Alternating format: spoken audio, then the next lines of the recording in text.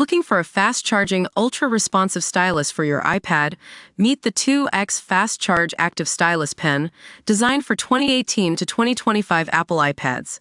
Take your creativity and productivity to the next level.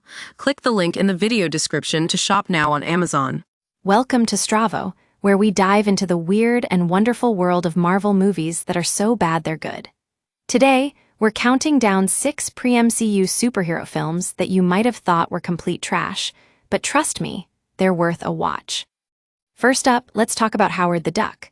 Now, I know what you're thinking. Why would I want to watch a movie that's infamous for being Marvel's first bomb?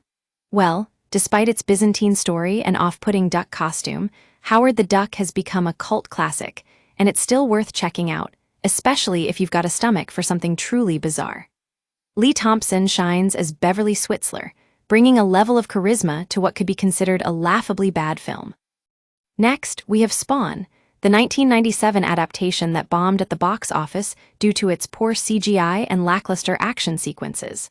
However, despite its flaws, the movie has some redeeming qualities, like Michael Jai White's impressive performance as Al Simmons' Spawn and John Leguizamo's edgy 90s vibe in his villainous role. It might not be a masterpiece, but it's an interesting artifact of 90s superhero cinema.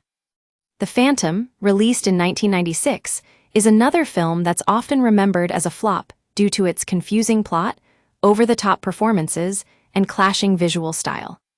However, beneath the chaos lies an attempt to adapt a classic pulp comic strip into live-action form, an early experiment in bringing adventure comics to life on screen. Now, let's talk about The Trial of the Incredible Hulk, a 1989 TV movie that doesn't have a critic's rating, but has become a fan favorite due to its engaging storyline and memorable performances. In this film, Bill Bixby reprises his role as Bruce Banner, with Lou Ferrigno returning as the Hulk in a surprisingly gritty conflict against the Kingpin.